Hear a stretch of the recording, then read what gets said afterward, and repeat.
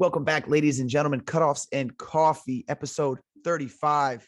We are your hosts, James and CT from T3 Performance. As always, here to bring you a great conversation with today's guest, Cory Morrow. Cory is a performance coach at the Spire Institute Academy in Geneva, Ohio. He's also the defensive backs coach at Perry High School in the same area. He's a former Akron Zip, and he was a walk-on turned scholarship player turned professional football player. So we spend a good amount of this conversation talking about what it takes, the qualities you need to actually have success as an underdog story, just like all walk-ons do who play at that level. And then we get into a little pro day training. We talk about what Cory does at Spire and how he really tries to spend a ton of energy inspiring and motivating his athletes to not only be better on the field and off the field, on the field and on the court, but also spends a lot of his time trying to help the athletes off the court, which is a big point of our second half of the conversation. We talk about that a lot with Coach Cory here. And this episode is brought to you by the Underdogg Roller 2.0. The Roller 2.0 comes with this little carrying case, little strap, so you can store your roller inside. And then inside your roller, it is the store and go roller. So you can open it up and you can put all your bands, maybe some wrist straps, whatever you take with you in your gym bag to help keep that gym bag organized. And again, this is not your grandfather's foam roller. All right. It is aggressive. So this is going to get deep into the muscle tissue, your quads, your hamstrings, your calves. You'll actually feel this roller. And just like the 1.0 version, we have this slight curve here that snugs right up against your erector spinae while protecting the spine. So we're not rolling around in areas we shouldn't be messing with.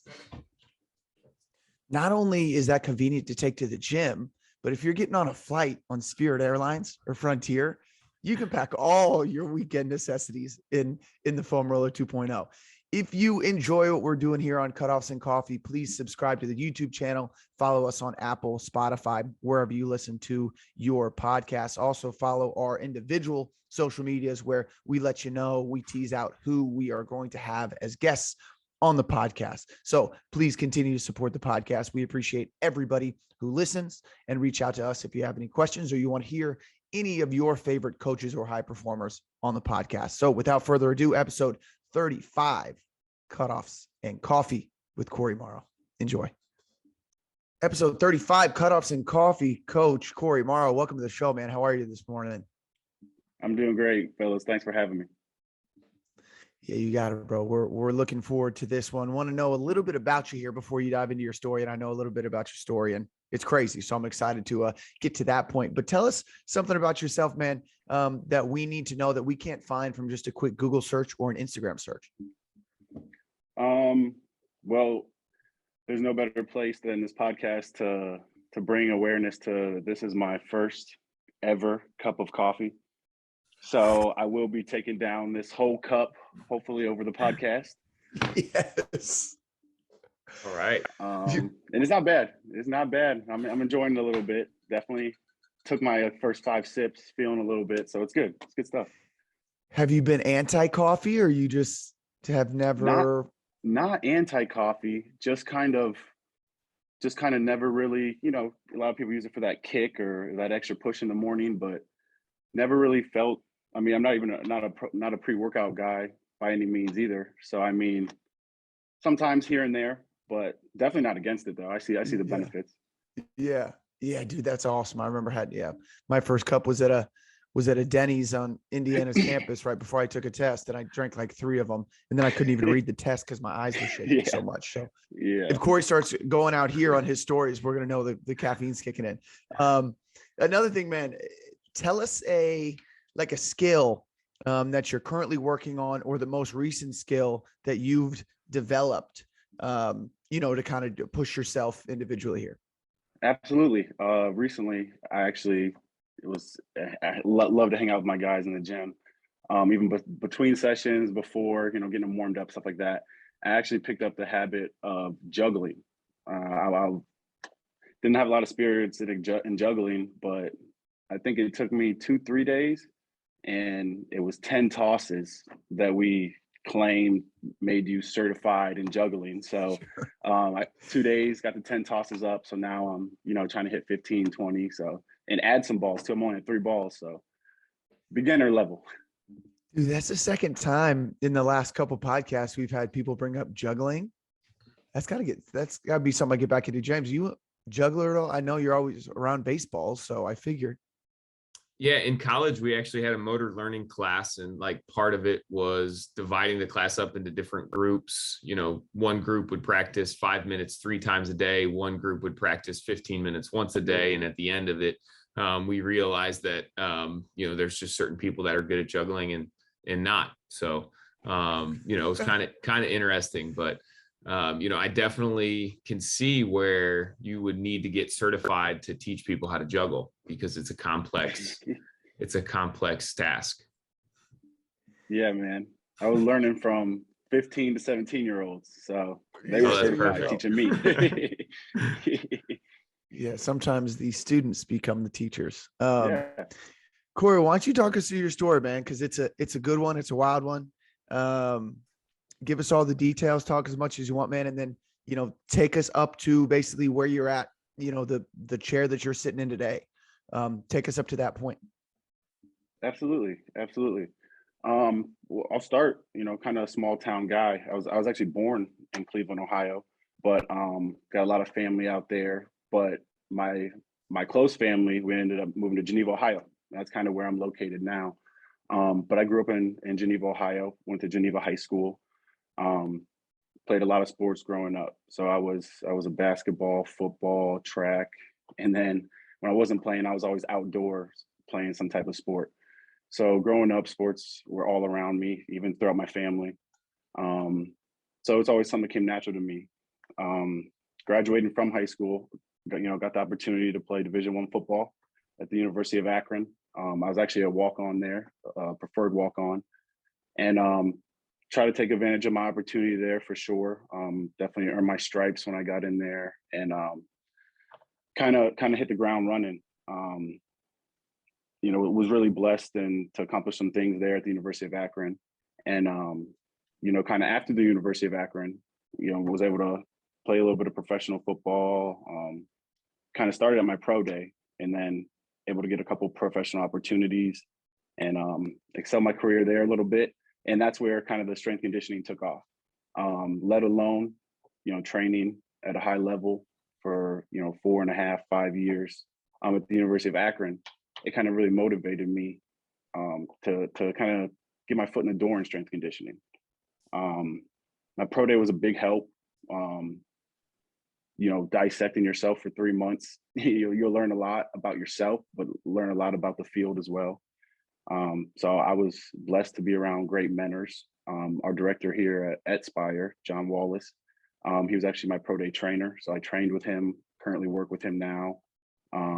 And I try to be a sponge, man. This guy knows his stuff. So I just try to be around it as much as I can and soak up as much as I can. But that's where it led me kind of into after the pro day, after playing professional, a couple years, it kind of led me into just having an impact on others. And I think that's where I've thrived recently. I've been a performance coach at Spire Institute here in Geneva, Ohio this is my 6th year. Couple positions at Geneva or at Spire as well. House parent. So I'm kind of like a role model mentor to these guys. I'm around them when they aren't in the gym. I'm around them when they aren't on the court. I embrace that role a lot because not only I know how important it is to build that relationship, but some of these guys are 3 states away, 3 countries away from their home. So I definitely want them to feel like home, especially here in my hometown, if I can do anything about it. But I've been a performance coach here, like I said, going on 6 years now. And just recently, for the past 2 years, I've been an assistant strength and conditioning coach at Perry High School as well. So I'm assistant strength conditioning coach there throughout the year, year round. And then I do coach football as well, coaching defensive backs. So that's the position that I played at the University of Akron and professionally. So and that it kind of leads me where we are today. Just looking to lead guys and help where I can, definitely. So, we see this a lot with athletes that have had success in the higher levels of college football and professional football. You played multiple sports in high school, and then you were able to take that to Akron, and now you're a strength coach. What have you taken from your athletic performance career, if there's like one thing that really helped you now as a strength coach, be able to communicate to your athletes, being in their shoes at one point and now being able to help them through their process? What's one thing that you've really drawn on your own experience to kind of help you with? I can really say attention to detail. I mean, honestly, in college, I want to mention my college strength coach, Matt Gildersleeve. He's at the University of Kansas right now. But really attention to detail, man. Once I made it up in my mind, showing up every day, focus, paying attention to the little details, and giving the focus to the little details that he's pointing out to us. Because I mean, the guy was giving us the keys. We just had to kind of plug it in. So once in my mind, I made it up and kind of like, look, I'm gonna follow. I'm gonna do what he says. I'm gonna take everything to heart and really try to apply it and get the most out of it. And that's when you start seeing, in my case, definitely the most results. So of course, I just wanted to buy in more and more and more. So I think that definitely paying attention to details, dominating the basics was something that not only helped me, set the level for myself, but only kept growing and growing up that ladder athletically. You mentioned, Cory, being able to pick out something like that, an important principle of the attention to detail, like you're speaking of. I was in a similar role as a walk-on, and it's almost something that like we have to recognize as walk-ons, because we've got to do everything right, because there's no money invested in us. We have a jersey, but the next day is not promised. Can you talk us through your time as a walk-on and what you learned about yourself, and what you can kind of now take conversationally, like James had mentioned, into working with your athletes now that you learned from just being a walk-on there at Akron? Absolutely. I was a preferred walk-on, and at a time where preferred walk-ons wasn't really a thing like they kind of are in present day today. You'll see guys, posting all the time, got a PWO offer from this place or this place. I graduated in 2012, and it kind of wasn't a time where a lot of guys posted things like that, but let alone wanted to take the opportunity. So I think I kind of just had to embrace the situation I was in. And I definitely did. I had, like I said, I had good role models around me. I have two brothers, and one of my older brothers, my only older brother, he actually, played professional football, played football for the University of Ohio State. So I was motivated growing up. I really didn't have to look far for motivation or leadership, which I was kind of blessed on that aspect. But you kind of have to just make up your mind and go after it. When I got presented the opportunity after the meeting at my high school, it was kind of like a no-brainer. I was kind of like, this is the opportunity that I've kind of been working for my whole life, and I wanted to go make the best of it. So that's leading up to it. Now you get there, you got to do all the work. So that's kind of the next part, man. You get there, and I arrived when school started. So training all summer by myself after I graduated locally at my high school. And then actually that's the first time before I left for college that I stepped in the facility of Spire Performance, what we call it now. And kind of just trying to get my body right for the next level. So I was, reaching out to different people, and I got in contact with the former director here at Spire, which is Brian McCall. He's actually the head director at MJP down in Dallas now. And I was training for him for at least 2 months before I left. Great experience, and I think it helped definitely prepare me for the next level. You show up there the first day of school, man, and it's hectic. It's hectic, man. First you gotta scramble around and make sure you got all your equipment for practice and everything like that. Because like I said, I'm just now arriving on campus, let alone in the football facilities. So, I arrived with probably like 5, 6 other preferred walk-ons, didn't have to try out or anything. We're all getting our gear and talking and thinking, sharing some experiences and things like that. But it gave you a chance to learn kind of where other guys were coming from. And I call myself a little bit of a people person. So, I like to learn about people, where they come from and kind of what makes them tick and why do they do what they do.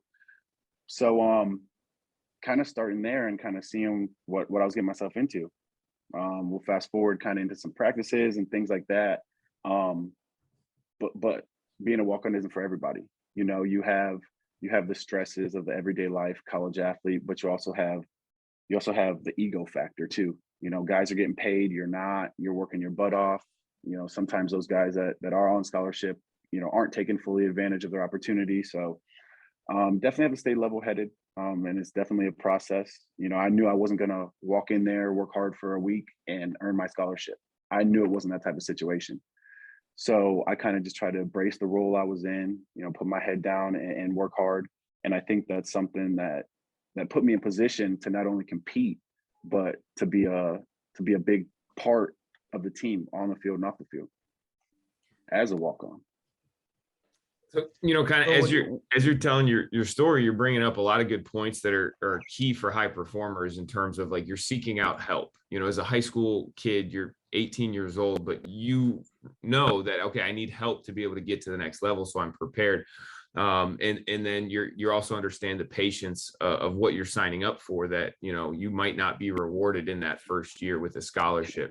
What are the steps before that, right? So as we are in, high school weight rooms and helping these young kids develop that mindset that you had, it led you to be successful at Akron and then leveling up one more time and playing professionally.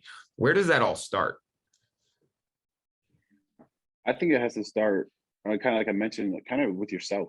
You have to make up your mind that I'm going to dedicate myself to this. And you hear a lot about it now, dedicating yourself to the process over the product, the product being kind of the end goal or the thing that you might want. But, just really looking at the process, dissecting it, understand where you're at. Everyone has to start somewhere. And I really stress that a lot in the weight room. But in speed and agility as well, almost every aspect of life, you have to start somewhere. So I think that it's huge to understand that mentally. And once you do that, you kind of help make up your mind of where you want to go, what direction you want for your life. And at a young age, especially, we talk about 14 to 17-year-old kids, it's huge. It's huge. And sometimes they don't have a person in their life to kind of guide them or even, lend an ear to hear what they have to say or the dreams that they do have. So I think that at a young age, it's important to make it up for yourself, make your mind up for yourself. And then go get it.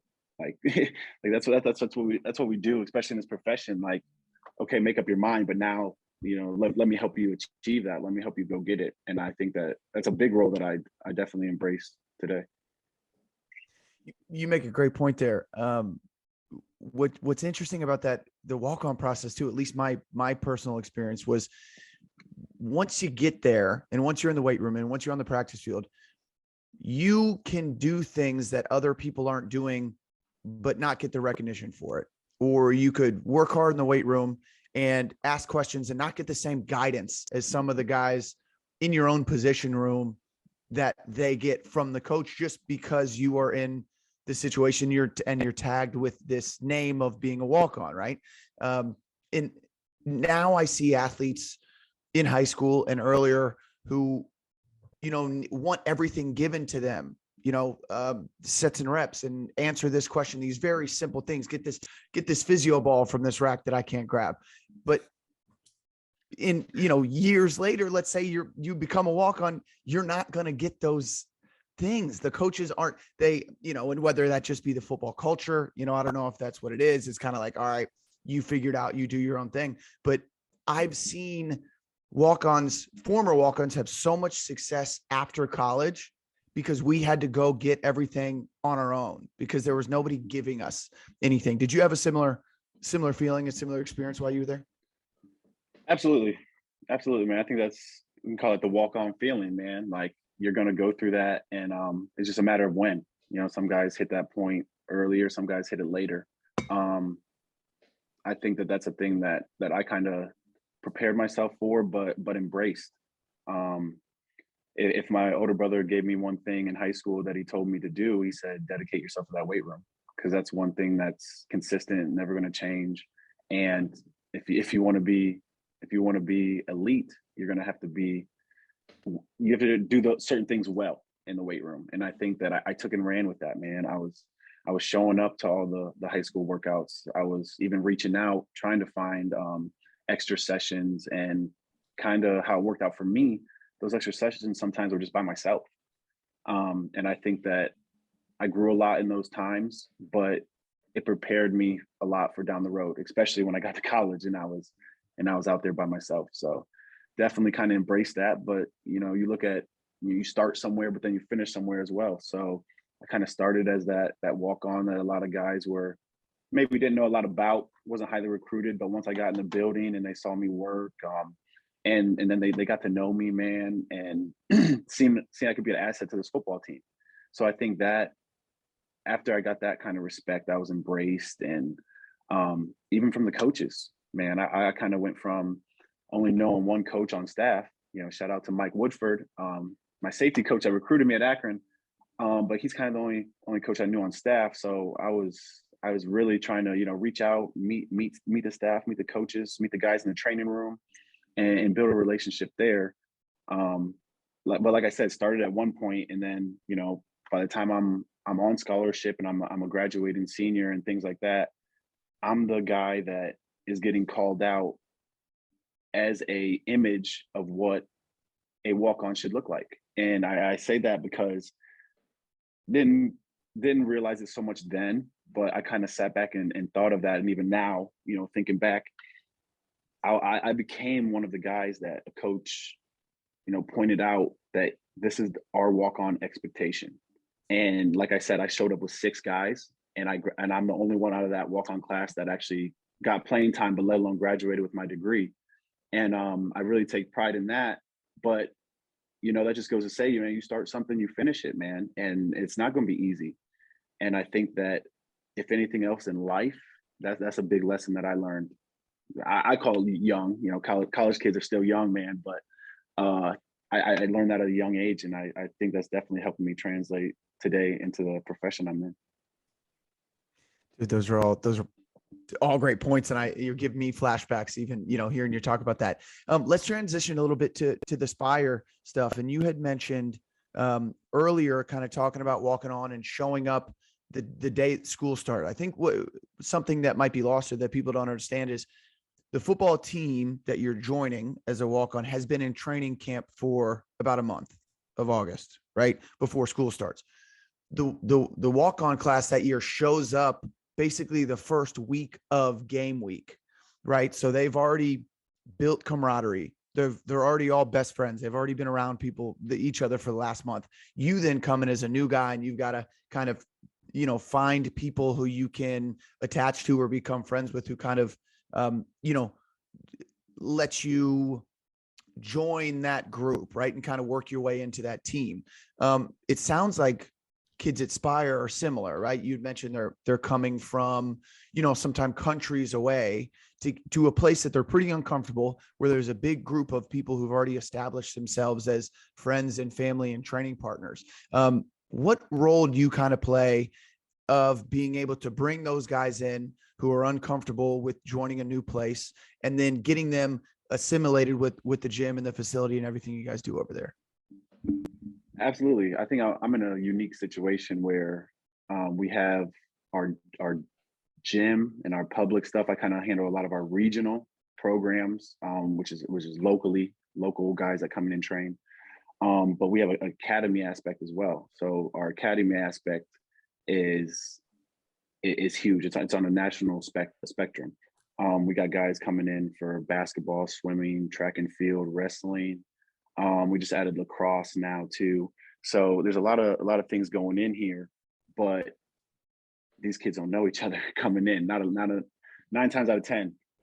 some of the basketball guys might have played against each other in AAU, or maybe heard, saw overtime post about a guy. But to come into the same building and build that camaraderie, I think that I'm in a unique position because the house parent role that I play, I see these guys off the court. I'm having those off the court conversations, and those are life conversations. Those are, 8 times out of 10 have nothing to do with your sport, but or even the gym. But I do embrace my role of figuring these guys out. Kind of like I said, what make these guys tick, what motivates these guys, strength and weaknesses, the whole thing. But really get these guys to not only buy into what we do here, but collectively as a team, get them to play together, accomplish goals together as they're individually rising their stock. Because a lot of the goals here are athletic scholarships. They're here for a reason. They're dedicating their time and money and even changing locations, grinding for that opportunity. And I think that it's something I've been blessed to be a part of. Anybody can talk sets and reps, right? Not everybody can have those important conversations. And a lot of times it's those conversations that keep athletes coming back, or give athletes the opportunity and the understanding to then push themselves to get to the next level, or reach whatever that goal is that they're trying to reach for. What are some of those conversations you see yourself having off the court or off the gym floor that you think we as performance coaches need to understand and maybe need to start having more often with some of our athletes when we see them? Yeah, I think a big question we got to ask these guys early too, when you start building that relationship with them, is, why do they do what they do?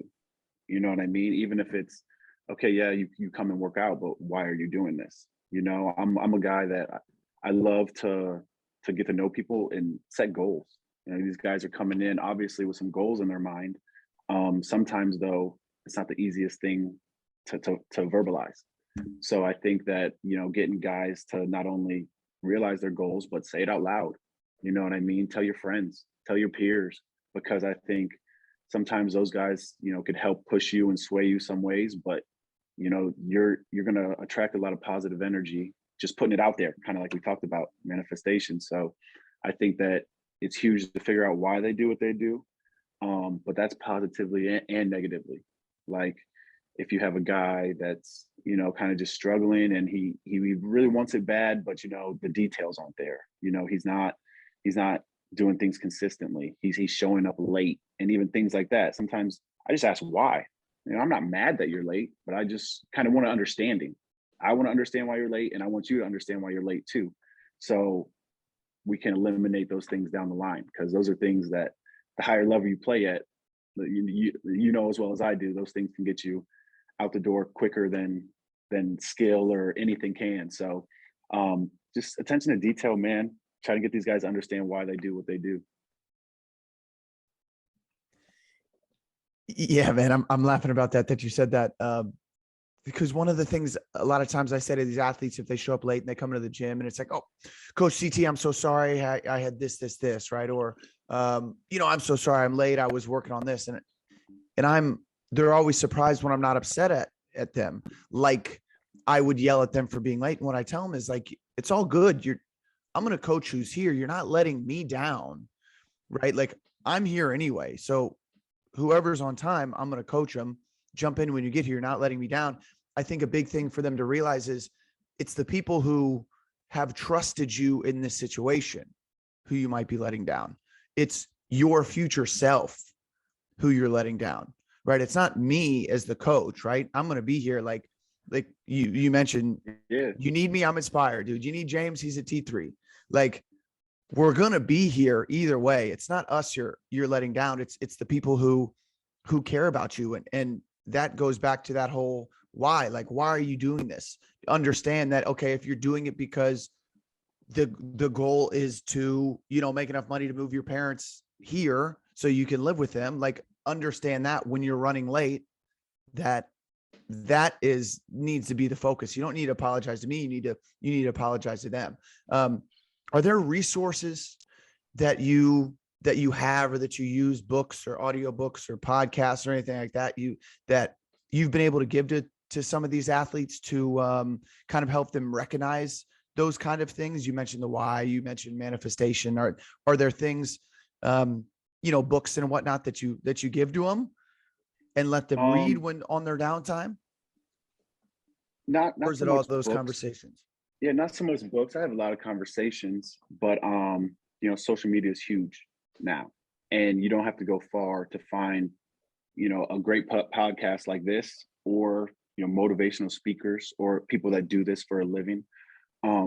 So I encourage that a lot, and I can start, right in the family. I speak of my older brother. He has a great platform that he definitely takes advantage of with his nonprofit organization. It's the Driven Foundation. And he impacts anywhere from Columbus to Cleveland, Ohio, and across the world. And he travels and he shares his message. He speaks to corporations, and you can find a lot of that stuff online.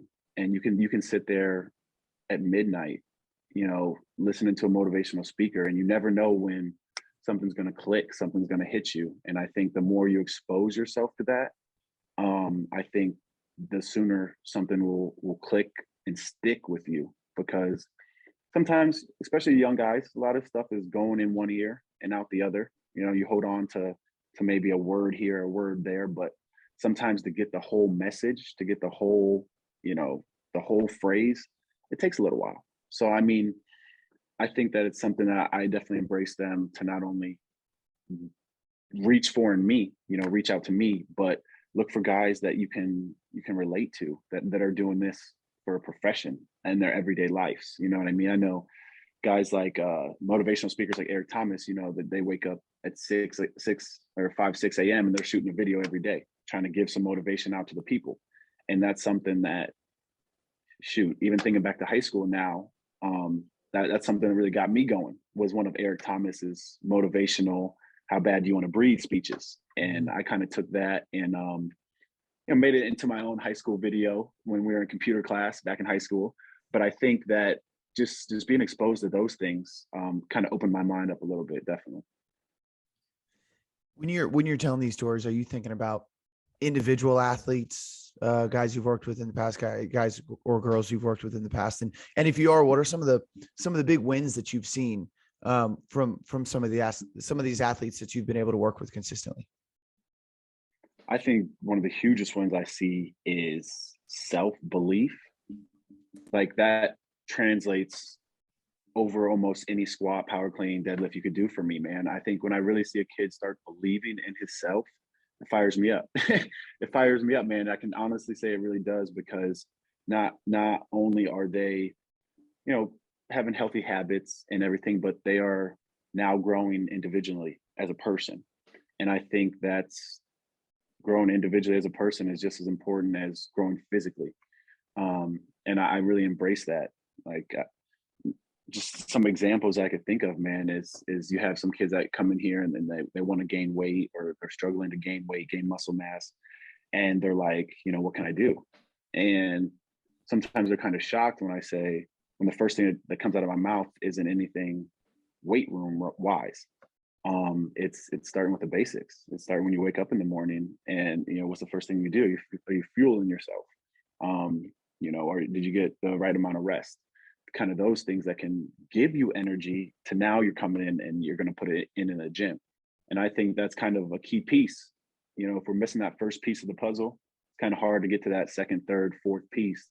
So I find that a lot of these guys understanding the basics, of everything, of nutrition, of weightlifting, of everyday life, just healthy well-being. And I think that goes far with young kids, and that especially when you're getting kids that are just beginning, you start there with the details, the basic details. And like I said, it's a progression from there. I think that's something too that kids kind of lose sight of with, so much information out there. They kind of lose sight that they don't have to be perfect with nutrition. They just have to have a baseline of like good quality habits in multiple areas, instead of trying to be perfect in 10 different areas. and then let their athletic ability express in their sports skill, which they should be excellent at if they want to be, continuing to play at the next level, as you're discussing, we've talked a little bit about training, a little bit about, nutrition, good quality sleep. As you've been at Spire for the last 6 years, have you had any moments that have kind of clicked or shifted your mindset in either how you coach and communicate or what you actually do with your athletes in the weight room?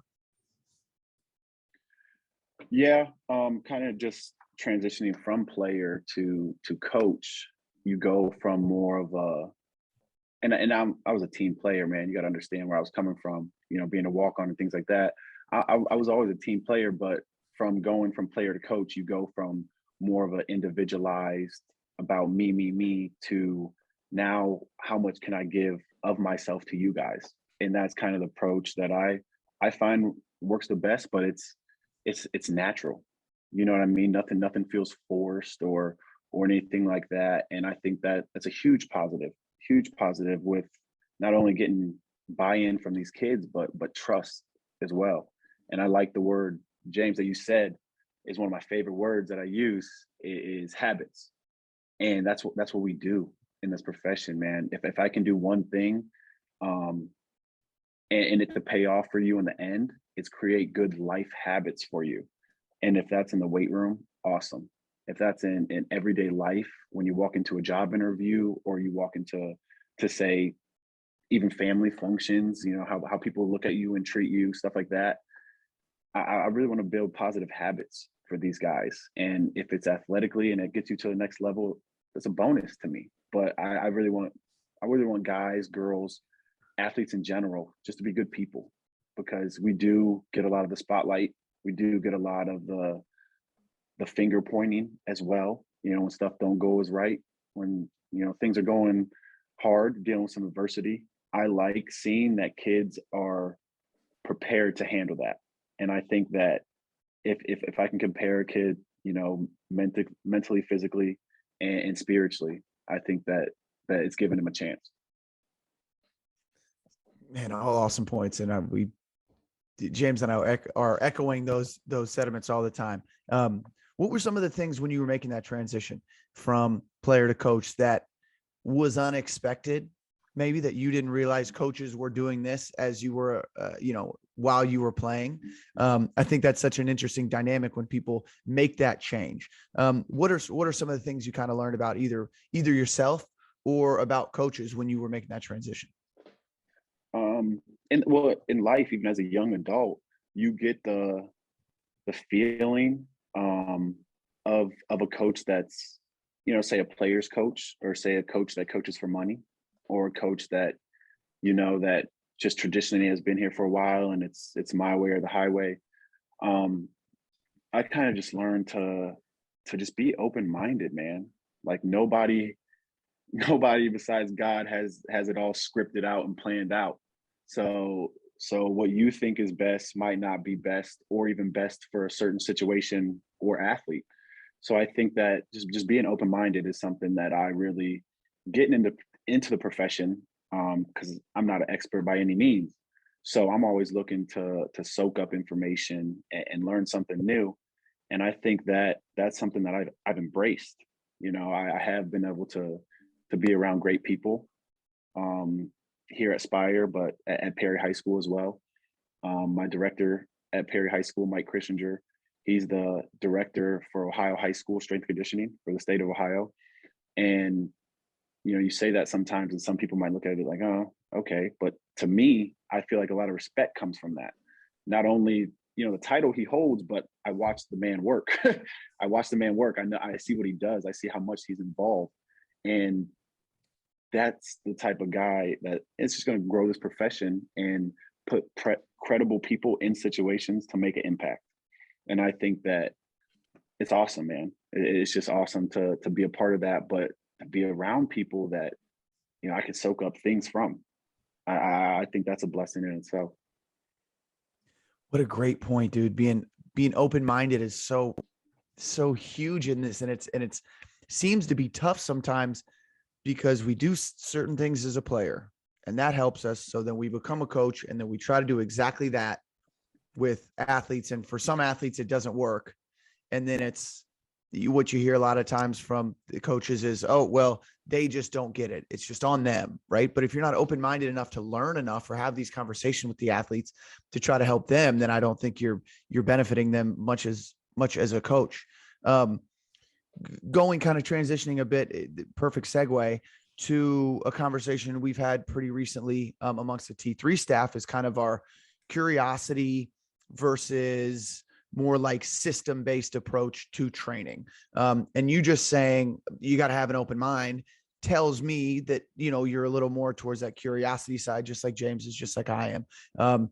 But where do you kind of stand on being a coach, being a performance coach, being a sport coach, where we need to be as far as curiosity goes, and then as far as like having good, solid systems in place? Where do you kind of sit on that spectrum? I think it's a happy medium of both. You know what I mean? You have to be open-minded, to a sense, but there's also some fundamentals that have to be covered and touched before even progressing to say elite level movements. So I think that dominating the basics, like I said, is one of the key factors that helps set you up for success. And I try to put it in just reality terms for my guys. I'm like, guys, if we're a junior or senior and we're going over, 8th grade to freshman level movements, we can only move so fast. We can only progress so fast before I got to have you dominating certain stuff before we can do those elite level movements that you might see a guy that's an NFL doing or posting on Instagram. There's a lot of, and I love it now because even from yourself, I love the content you guys do, because you see guys that they're not even at college level yet, and they're doing some elite level stuff that's not only going to set them up for life, but they're exposed to that early in life. So it gives them even more of a chance. And that's something that I really, love about you guys, is that when you see somebody doing something like running 22 miles an hour, that is not easy to do at 16, 17 years old. So I'm saying, I say that to say, man, it's possible though. You don't see that happening every single day, but it's possible. And kind of going back to how we started, man, you got to make up your mind that I'm going to dedicate my time to this. I'm going to dedicate my focus to this, and then, try to really run with it. And it's awesome to see. It's awesome to see. That's why I keep open mind about, even a lot of stuff, I think it's just because I'm a learner, especially in this profession, you're going to keep learning if you want to keep progressing. So I think that, it's just a skill to have, definitely being open-minded, but knowing when and where to do some things. If we're that senior that really wants to be powerful, but we can't properly catch a hang clean, is the best thing to be hang cleaning? Probably not. We could probably get away with some progressional stuff, like high pulls, like doing some deadlifts, some power shrugs, stuff like that. Helps us produce that power, but it's a little safer because, mechanically, maybe you haven't worked on cleans up until your senior year. But not to say that this isn't the time to work on them, because I'm always a now is the time type of guy if you're going to do something. But understand where you're at, progress, and give yourself a chance to not only have some longevity, but eliminate some of those injuries that are just so avoidable, if you will. I really like how you talked about movement competency in like almost like a grade level, right? So like we have, these are 8th grade movements, these are high school movements, and these are like college movement level competencies, almost like it's, we have our first grade reading level. And then, this is where we should be reading at if we're a middle school kid. So as you're working with kids and, the state of our general health and well-being as a population has kind of been on a decline, and we've seen it in just that general level of activity in our youth athletes and then in our high school athletes.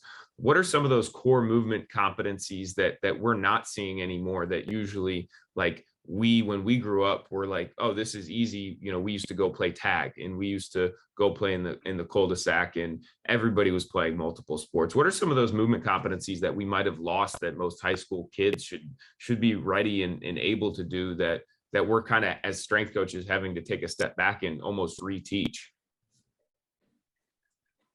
I like a lot of body weight exercises. And sometimes, you know, you get different athletes that are different sizes, but if you can control your body, so now we're going to help give us a chance to succeed athletically, but limit that injury like I talked about. So I think that if you have a guy that, you know, can shuffle really quick, but he can't put that foot in the ground, change direction efficiently, I think, you know, that is an issue. You know, that's something to me as a coach that sticks out to me. You're really fast, you're really quick. You know, your feet necessarily don't come close together, but when it's time to change direction, like that game-like movement, that's where we struggle. And even sometimes dissecting it that far and just getting a kid exposed to that type of coaching, but that type of attention to detail is huge at a high level. So I think to dominate a lot of that body weight stuff, a lot of those free movements, you know, dominate that stuff first. Then we can add resistance. Then we can add overspeed. Now we can add those things and do it at a successful level. Do it at a high level. I do see some kids, you know, they're a junior or senior. You know, they're thinking they should be at those high level movements, and they end up working backwards, if you will, because first of all, you're not doing the movement right, so you're getting probably about hopefully 50 to 60% of the benefit that you're supposed to get from this movement. And I don't know, you guys can probably relate. I'm not a fan of wasting time or effort. So I think that, hey, if I'm going to do a movement, I might as well get the full benefits and do it right, then do the movement and get away with accepting, you know, half or 60% of the benefit. And then the next thing you guys know is injury, right? The more we're exposed to these bad patterns, the more liable they are to happen when we're out there in a game. So I think that understanding that and understand how to approach your training sets you up for individual success, which leads to team success, you know, which ends up being a lot of those goals that these guys want. Jumping. I think you used the term free, like free. You said like free movements or free play or something like that. I think it is a big thing that we've started to use more recently because we feel like kids weren't exposed to it now like we were. You know, now they're playing video games, and now they got tablets, and now they're, you know, sitting on Zoom calls in school, and they're not really given the opportunity for free play. So we do something pretty often. We'll just do like free jumps, right? You'll get 10 minutes. You'll jump through over these boxes, onto these boxes, however you want to.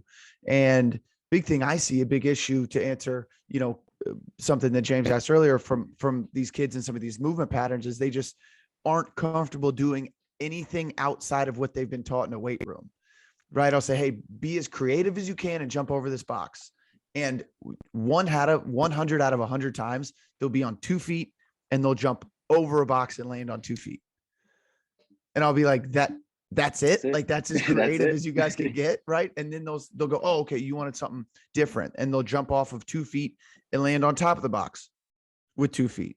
Right. And it's one of those things, like, I don't think, one, you're able to explore any type of movement qualities through just doing these very like regular fundamental jumps that you're ingrained in your mind as what we want to see as the jumps. But also you're not exposing yourself to these different stimulus that you will feel on the court, right? Because you ask a basketball player to do let's say the most consistent jump they would do in their game, and it's either a 2-foot jump where they land forward or backward, you know, like shooting a jump shot, or a 1-foot layup where they jump off to the left and land on the right. And I think us as coaches need to just expose our athletes to those movement patterns a little more in the weight room, because it's something that I don't think that they're exposing themselves to when they're young. And I guess that's kind of just my take on that. Pro day training. Cory, you're doing some pro day training stuff over there. It's awesome that you had the experience to do the pro day training there yourself. And then now you've kind of, transitioned to that and working with some guys. I wish like I could go back 15 years and work with James as my pro day coach, but unfortunately I didn't have that. So now I can only do the best, that I can and learn from him to be able to coach some of these other guys. What's pro day training look like at Spire there? It's something that we're trying to explore. Definitely with me being kind of one of the first, football guys to really come in here and try to and really do my training and take it from every aspect. And I think Spire is the type of place, if they're going to do something, they want to do it right and 100%, and they want to compete with the guys who are doing it. So I'm just looking to be a benefit to some of these guys that are looking to take their training to a next level, but shoot for the big leagues. And there's a couple leagues you can play in if the NFL doesn't work out, but just being an asset to these guys. I usually ask them, what are you looking for? So I have some guys that come in and they have the combine drills taken care of, the 40-yard dash, the 5-10-5, all that stuff. But most recently I had some guys just looking for some footwork, looking to get in indoors, looking to cut and backpedal and do some stuff like that indoors. And I think that's huge. So I've been able to kind of be an asset there, but breaking down details to these guys, because I'm even learning that there's a lot of these guys that might have been, training for 5 years at these programs, Division 1 through Division 3, but the attention to detail is always something that is eye-opening to me. I think that, I just speaking from my experience, man, that's when I excelled. That's when I learned a lot, when I was doing it in college. I had a great strength coach, and I made up my mind to apply myself and give it, full effort. But are you really taking that from the coaches that are in place? And are the coaches doing that? Because that is a coach's job for sure. So just being able to, point out some details, help some guys clean up some cuts. And it's awesome. It's awesome. Let alone watch these guys, chase after NFL opportunity. It's something that grateful to be able to do it myself, but it's awesome to be around just guys that are, same goal driven and goal oriented, like I was at one point in my life, but to help them chase that, it's purpose driven. And I think that's huge in life. You get in these situations where coaches, let's say the Division I coach has his eyes, maybe some assistants' eyes, and then he's got 105 players.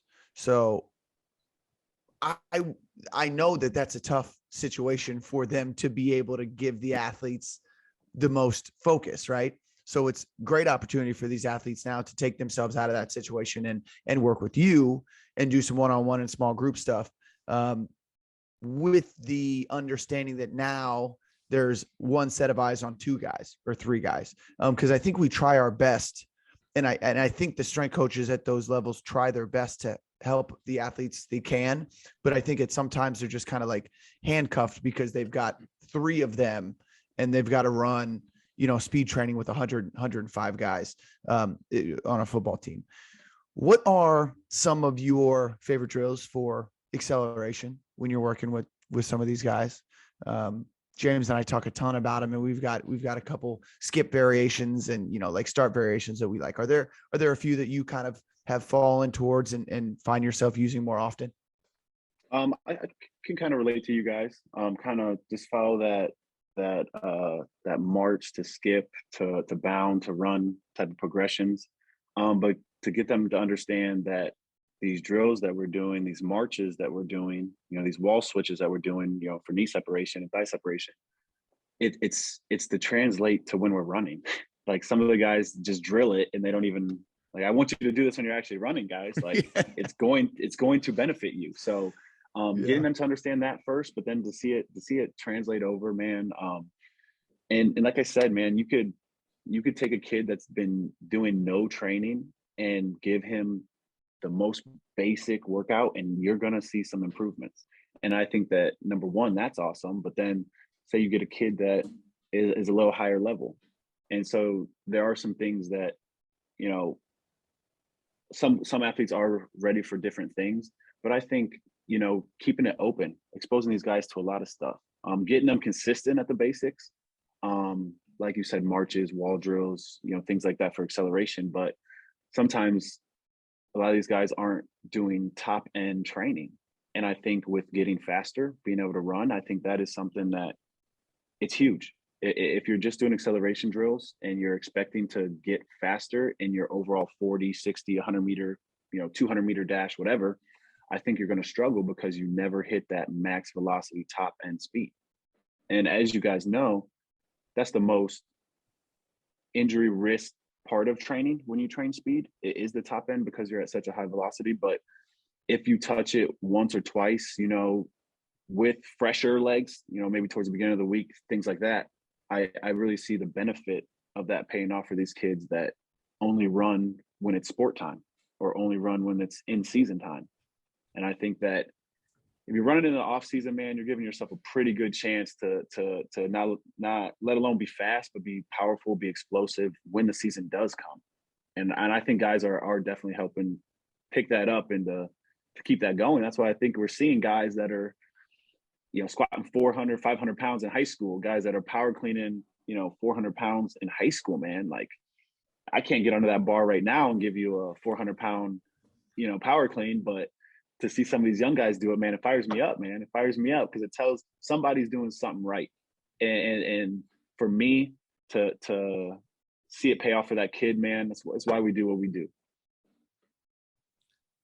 Yeah, I think it's either that or the hormones in the food, right? Either somebody doing something right or they're pumping this food with too many hormones. James, it's got to be the Chipotle availability with just the amount of calories we're getting in. That but protein, you know, man, I'm telling you. But I think, you know, what you were kind of saying there is like, hey, if we want to get better at 40s, like we need to run 40s often because otherwise we're not getting to that top end speed. But that's like the last thing kids want to do.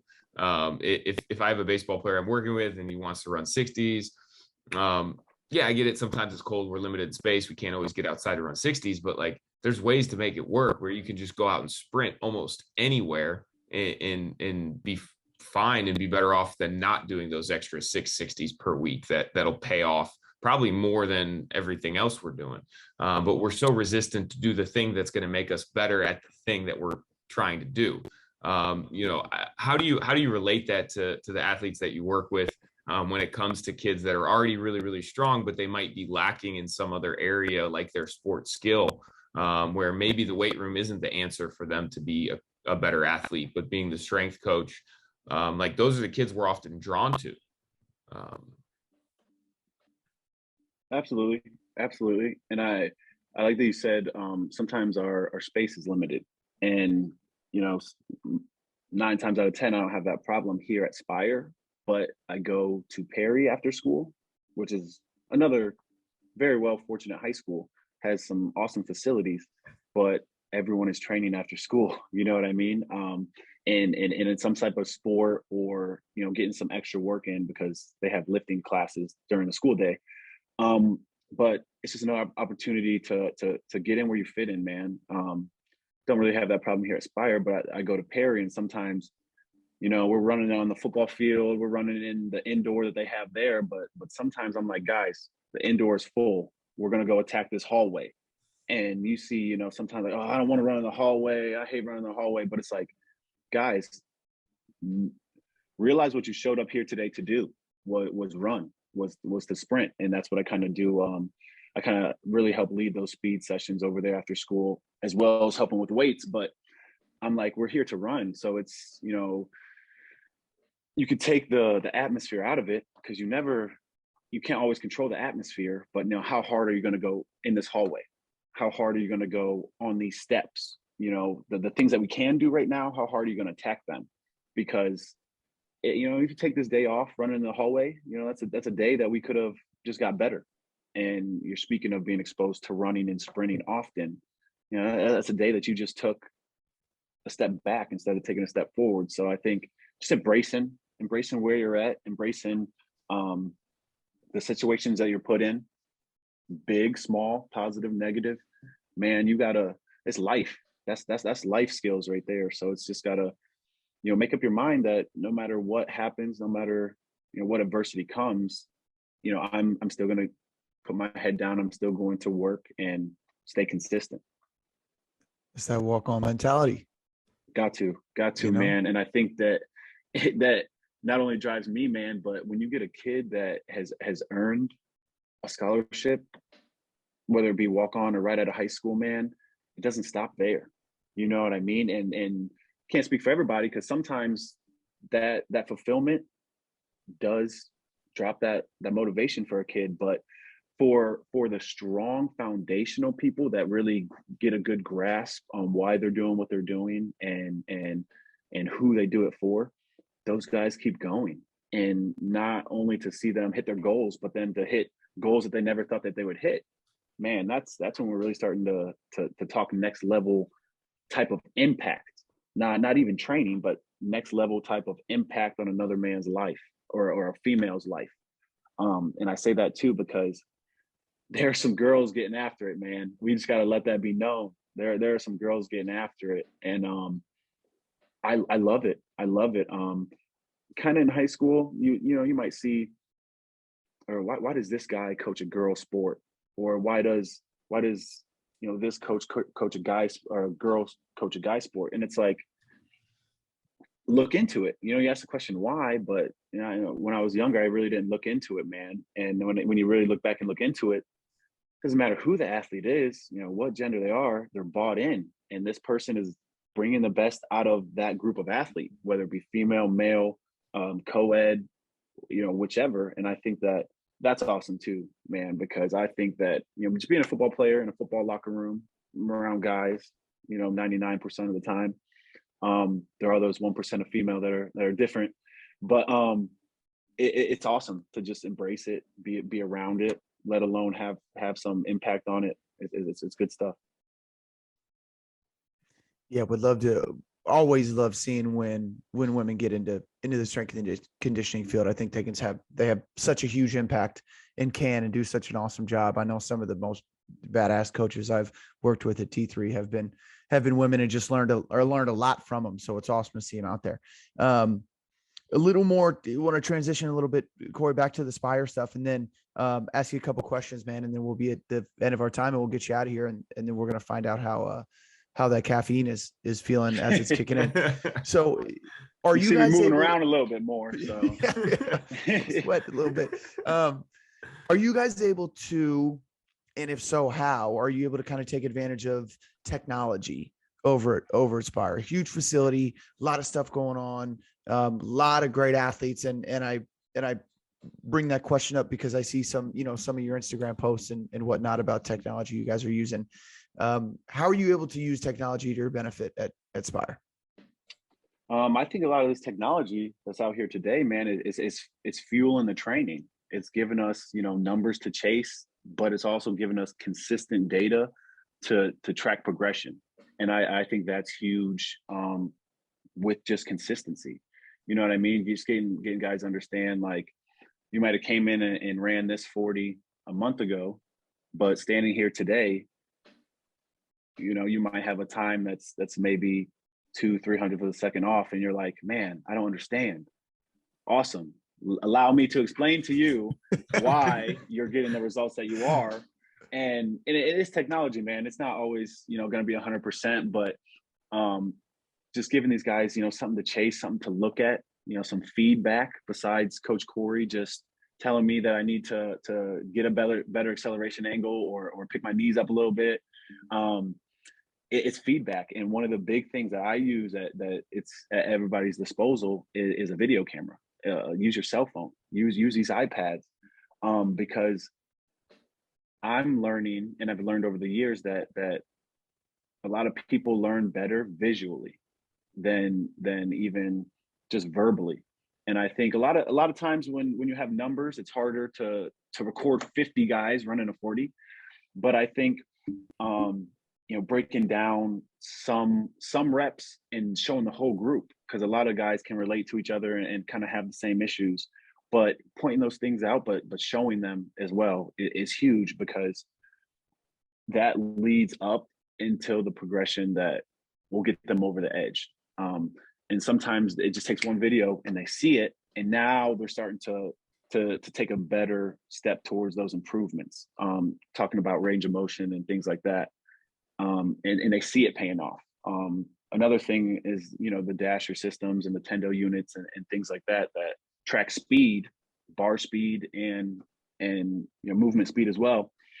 Guys, they want to be fast, so man, you kind of tell them, hey, you know, if we're moving this decent weight at 0.7, 0.8 meters per second, man, that's fast. That's translating to speed. Getting them to realize that, you know, helps with intent to training sometimes, and it leads to the results that these guys want, man. And it's awesome to be able to have this kind of stuff in the world that we live in today, where it's so technology driven, and it's growing every day. So I think that, you know, staying up to date with those things, but also kind of how you apply it is definitely better than I think what you are applying.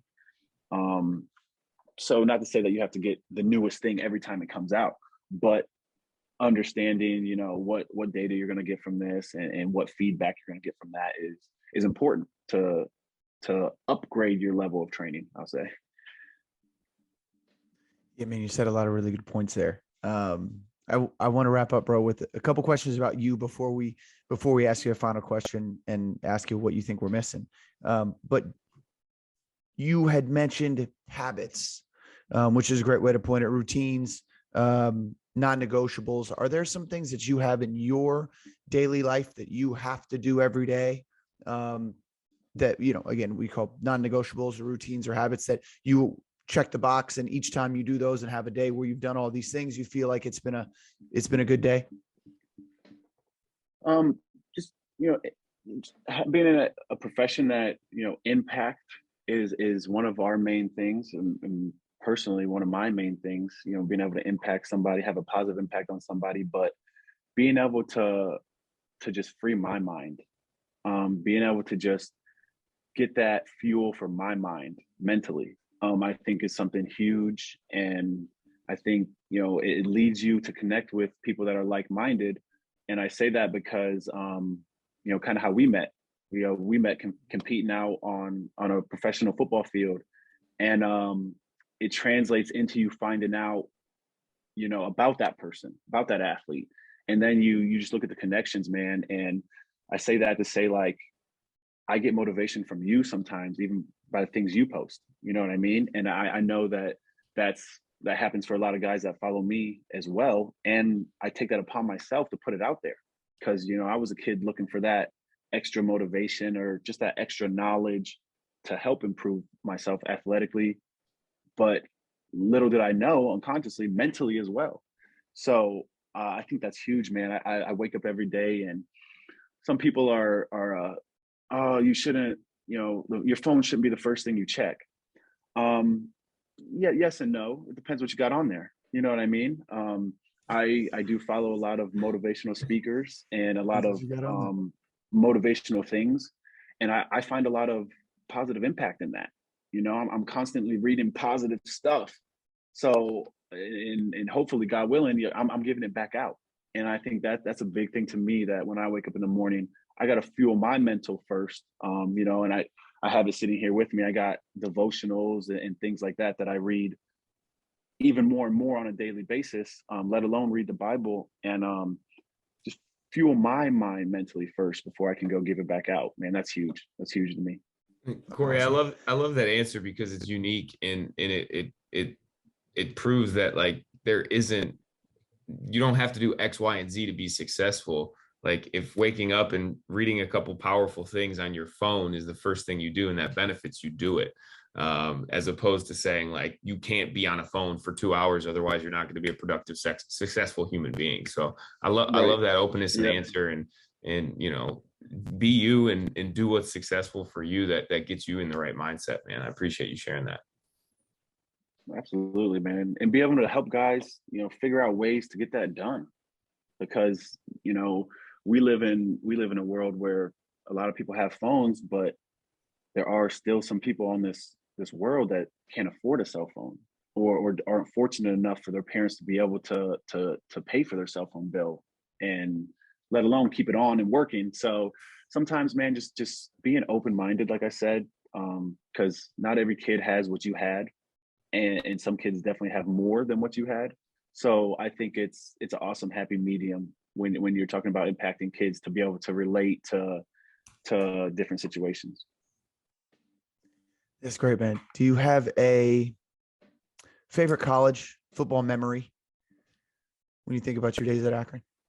Oh man, I mean, these guys could tell you too. I take a lot of pride in my career, let alone just because of the sacrifices I made, but my family has made as well. So I really take it to heart, man. But we were able to do some good things at Akron, man. I was blessed, part of one of the most winningest teams and times there at Akron, which I take a lot of pride in. Played with some awesome people, man, some freak athletes that, growing up wouldn't even have imagined myself on the same field as them.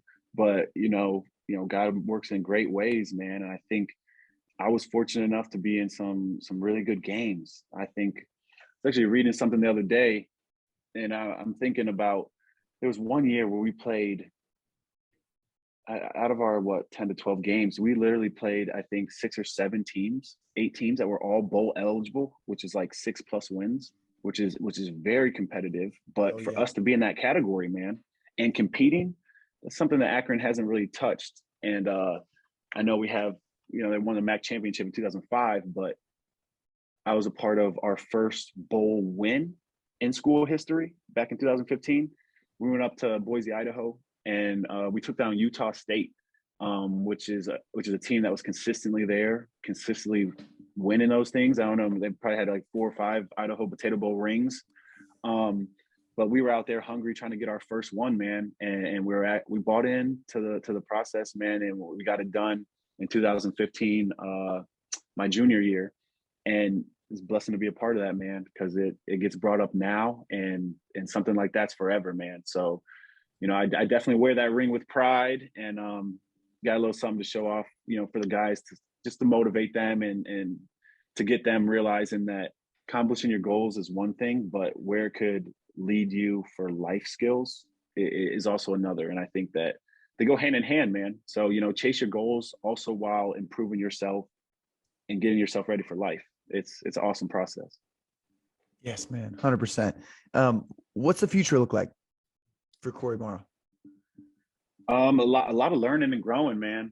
Like I'm still been doing this for about 6-7 years now, but still learning, growing every day, but also trying to progress, finding what level fits me and finding out where I have the biggest impact.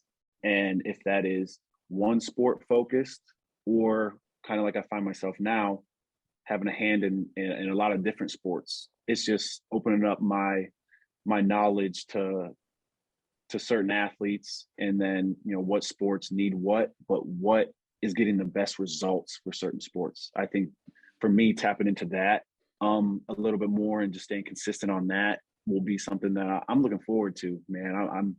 I always look at, I love the people that continuously train and that continuously invest in themselves.